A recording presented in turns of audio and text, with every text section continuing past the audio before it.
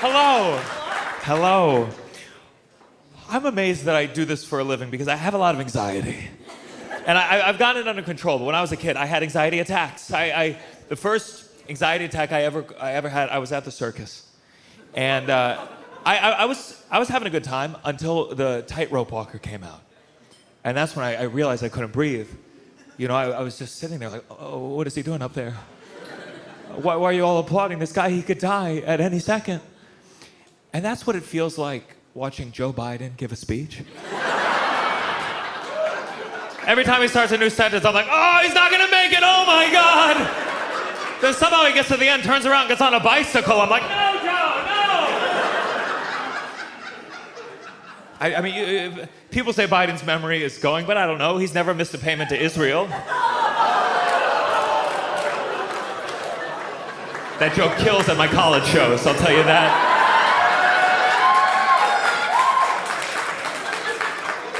Who knows? Trump was convicted. I feel bad. It's going to be so hard for those cops to arrest the guy that they voted for. I think it's just going to help Trump. I don't think it's looking good. I tell my Democrat friends, like, you know, get ready, because this January 6th, it's your turn.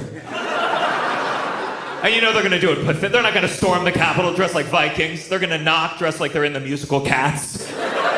Just like, may I shit on your desk, Ted Cruz? People are bummed that it's Biden versus Trump again, but I just realized I have a bunch of jokes from 2020 that just became relevant.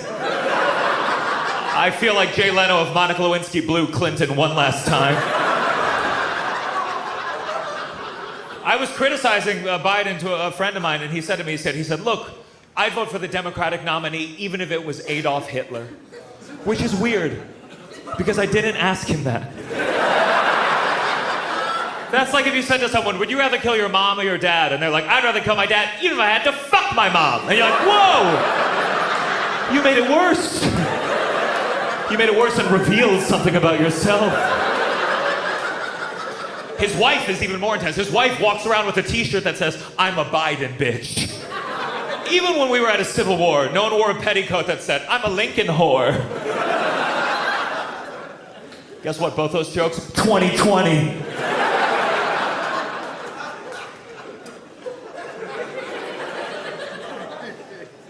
I was recently doing shows in Richmond, Virginia, and if you don't know, Richmond used to be the capital of the Confederacy until they moved it to Florida.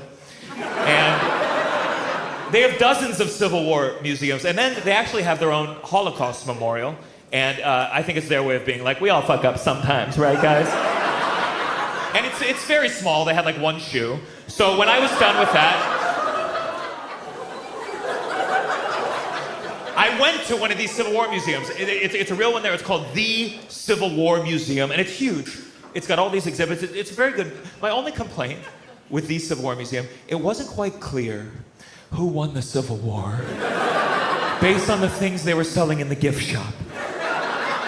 Like, they had a CD for sale where it was a real CD. It was half Union songs, half Confederacy songs, which is like a book called The Diary of Anne Frank and Kanye West. And obviously, I didn't buy the CD. Of course not. What if it slaps?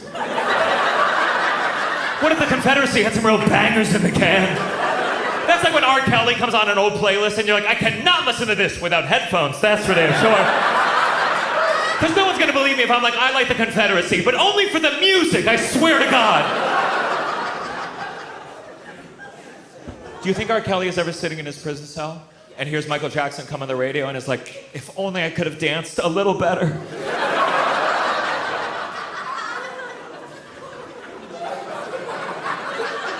My little sister's a big Taylor Swift fan, and she gets cocky about it. The other day she told me, she said, Taylor Swift is more famous than Michael Jackson ever was. And I was like, well, to find that out, she's gonna have to molest some kids.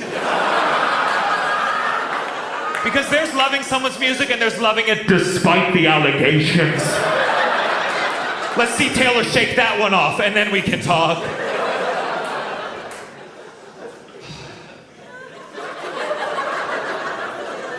I was watching a YouTube video a couple months ago called How to Correctly Eat a Mango.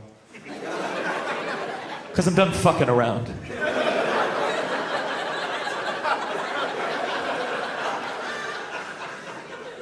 And before the video, there was one of those ads. You know those ads? I could skip it after 5 seconds, but I ended up watching the whole 13-minute ad. And it's because it was an ad for this charity. It was very moving. It was an ad for this charity that gives reconstructive surgery to babies born with cleft palates. And it was very moving. It bounced around, but it kind of focused on this one baby who was almost adorable. And I was, let me finish. They're the ones raising money for this shit, not me, okay? In fact, I was so moved, I've never done this with a YouTube ad, I went to the link, I donated $5. And they had a little box, you could write the parents, so I was just like, I hope that's enough to close the gap. But, oh, I'm sorry, did you donate $5? Then shut the fuck up and let me finish this joke. Because I spent so long watching it that now all my ads are for cleft palate babies. And it's the same one every fucking time.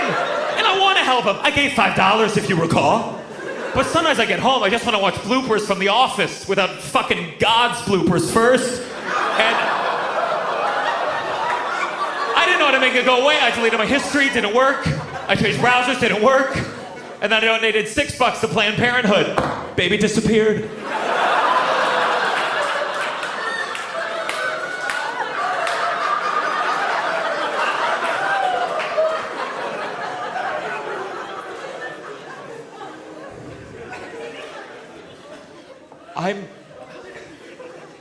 I'm very pro-choice, anti-baby, whatever term you prefer. Even if you're pro-life, and I think it was a mistake coming here tonight, but even if you are, I don't think it's some a victory for making abortion illegal, but only in some states. Because then the only people that you're forcing to become parents are the ones who don't have the resources to travel to a state where abortion is legal. And those aren't the kind of parents you want. Think about how are you going to be a good mom if you can't even get your kid aborted? We need parents who are willing to go the distance. You're going to go to Planned Parenthood once, but you're going to go to all his soccer games? Get the fuck out of here, dude.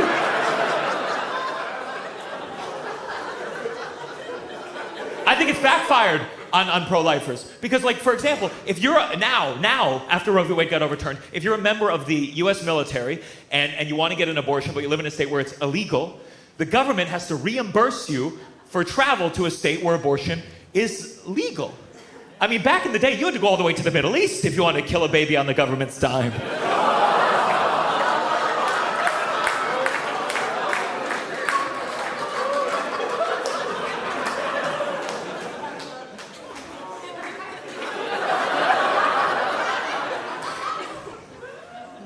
Whenever the Supreme Court comes out with a conservative decision, my girlfriend gets very upset, and so do I, because I have to write a new joke. But my girlfriend, she minored in political science, so she gets philosophical about it. She goes on this rant about, she says the problem is lifetime appointments. She says it's such insanity that America, part of it was leaving the monarchy, yet somehow we have this incredibly important position that once you get it, you just get to hold on to it until you die. And then in the same breath, my girlfriend tells me she wants us to get married someday. And I'm like, baby, don't be such a fascist. I love her, but we've been together almost 4 years. It's time for an election. And don't get me wrong, she has my vote, but after 2 terms, let's get a black woman in there.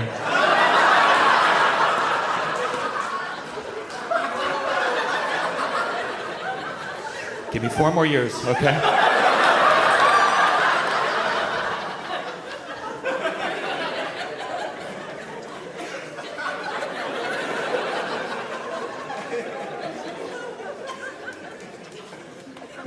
I'm thinking about my future. Whether I want to stay in America for the rest of my life. I think some of us, we feel that those rumblings. And what's cool about this, I get to travel around the country. I've been to Europe recently. Sometimes I think about that. I was in Montreal, which I really loved. If you've never been to Montreal, there's so many French and English speakers in Montreal that even if you go to like a Starbucks, the barista preemptively will be like, bonjour, hi.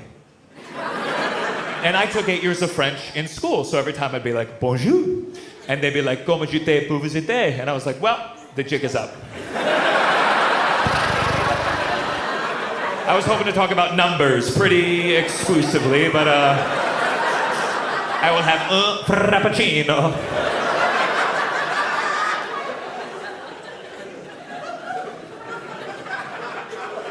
I get jealous of Canadians. I get jealous of Canadians because they have universal health care. We just have Mr. Beast. We all know him by now, famous YouTuber. He made that video, Mr. Beast. He found 1,000 blind strangers and gave them free corrective eye surgery. Because our healthcare relies on the Willy Wonka system. Have you seen it? It's very moving. It's basically 1,000 people crying because the first thing they have to see is Mr. Beast.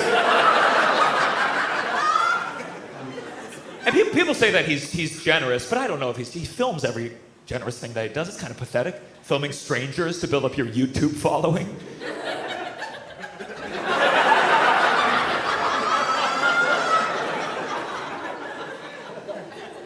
I just don't think it's a good deed if you film it. You know what I mean? It negates the generosity. If you give a lot of blowjobs for your OnlyFans, you're not generous. You're not. You're a public school teacher, and that's okay. There's nothing wrong with that, but it's not a selfless act. I don't even hate Mr. Beast. I hate that my dad loves Mr. Beast. Because he's very conservative. I know a lot of conservatives that love Mr. Beast. It's like they can understand the concept of universal health care, but only when it's presented to them on YouTube.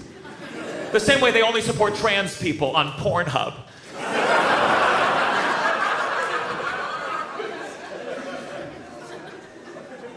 I am a trans ally, of course. I actually ran to my old college roommate at the airport. I found out that they had recently transitioned. And I was thrilled because I had forgotten their name.